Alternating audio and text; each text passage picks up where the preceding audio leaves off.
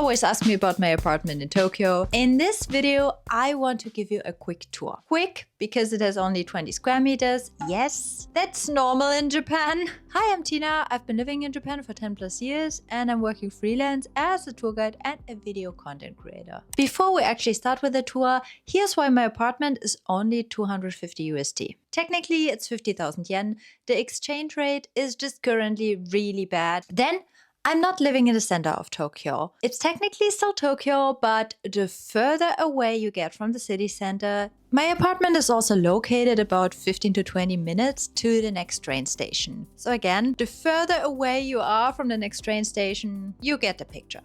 Also, my apartment is about 28 years-ish old and it is made out of wood. It could burn down though. Things burn down here very easily. Don't get too attached to your apartment in Japan.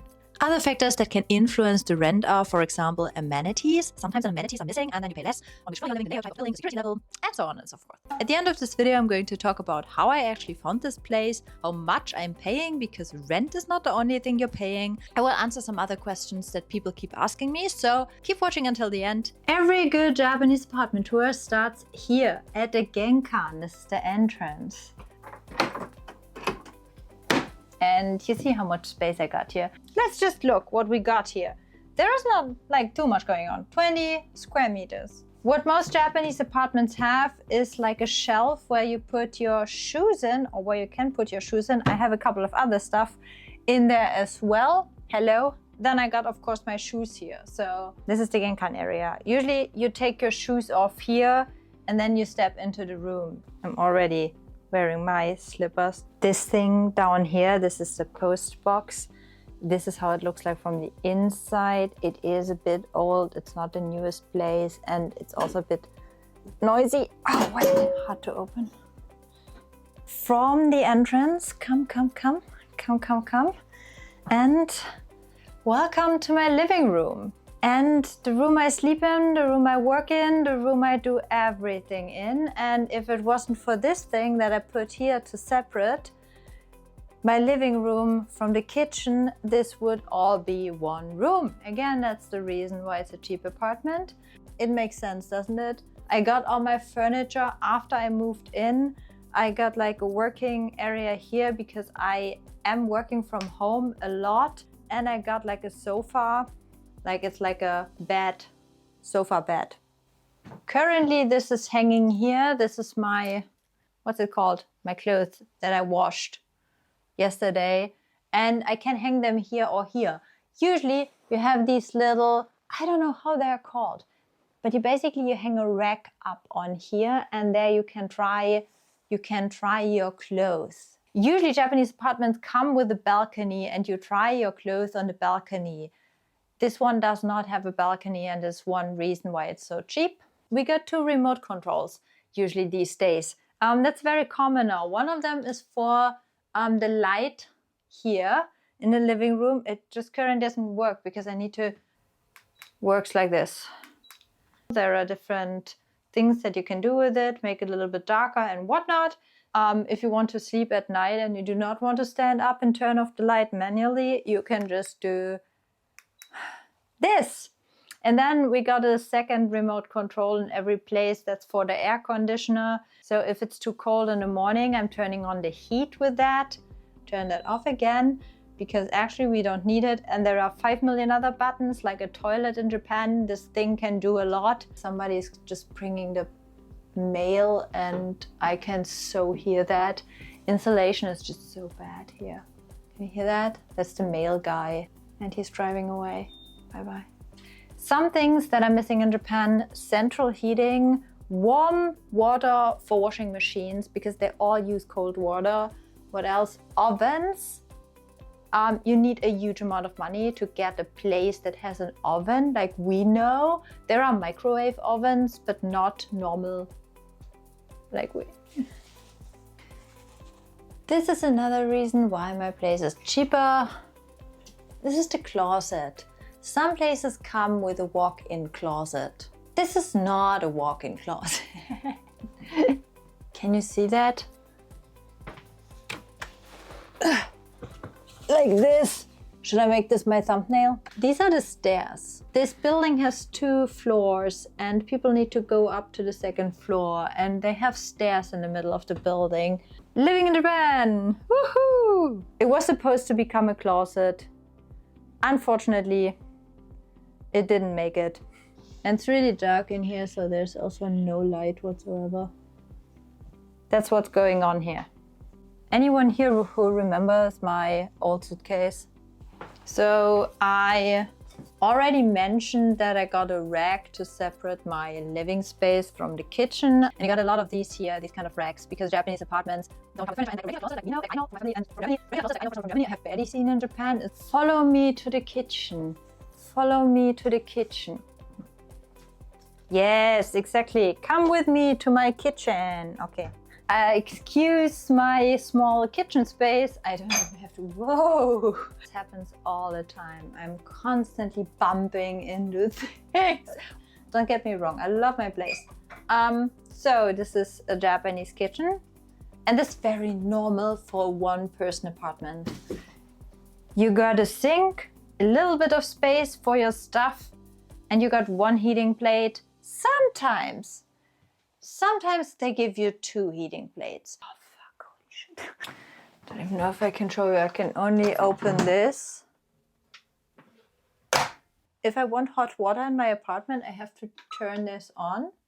It hasn't that many buttons, but I haven't really thought about what all of them are for. But like here, you can change the temperature. Okay, that's about it. I think this is just... There are more buttons! I never noticed that! Holy moly! Fun! We also got a little bit of storage space down there, which is nice and not normal in Japan. Got a little bit of space down here for stuff. Up there we got like 1 storage space. Again, not common in Japan. That is why I like this apartment. So it's pretty neat. And on this side we got the fridge. I got a microwave because you do not have an oven, or I don't have an oven, and usually you don't have an oven either. You will get a microwave. Water boiler, most households in Japan have, of course, a water boiler. If you're getting a hotel in Japan, you will get a water boiler. That's also not common in other hotels in other countries. In Japan, drinking tea and coffee is like a big deal. So you always have a water boiler. So I also always have a water boiler. And yeah, I just have here my tea and coffee array here and some spices. Bunch of stuff down here for cooking. And then I got here my microwave, my water boiler, my Starbucks cup. Please sponsor me. Last but not least, let's check out the bathroom. I have a bigger bathroom than normal Japanese apartments do for 1 person. Always like for 1 person. If you have a family, you will likely have a bigger one anyway. Come, follow me. Come on. Come. Okay, also, am I fitting into the screen anyhow, we have a washing machine in here. Usually it's not necessary in the bathroom, but this is a pretty neat location for a washing machine. Sink with everything that you would need or want. A couple of storage space again. This is also rare. Usually if you get a really cheap place, your bathroom is going to look a lot different. I'm going to put a picture in here how bathrooms can look like. This is the shower, and you can close that. You always have a bathtub in Japan. Shower can look like this, doesn't need to.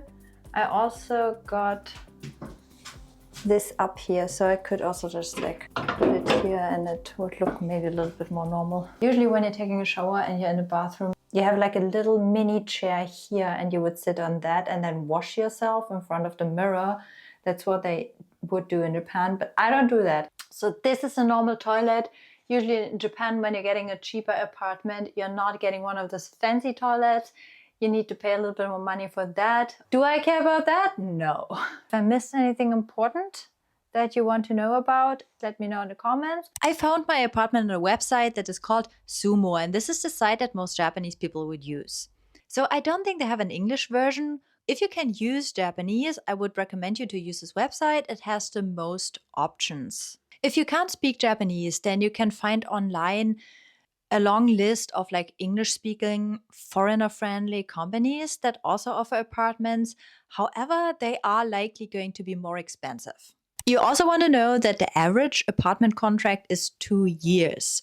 That is again in case you want to stay long-term in Japan. If you're only staying for 1 year or less, there are other options.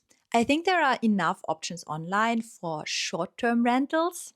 And there are, for example, also share houses. I was living in a share house before, and it's very easy to move in and out of a share house. If you want to rent an apartment, in most cases, you need a guarantor or a guarantor company.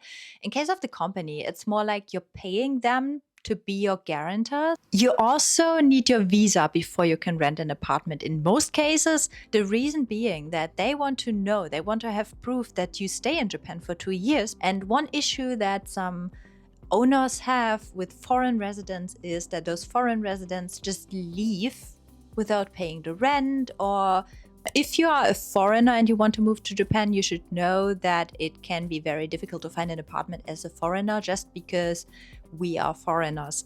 I experienced that firsthand when I was trying to find this place here. I had a lot of competition probably, but also I was rejected about really half of the time, 50%.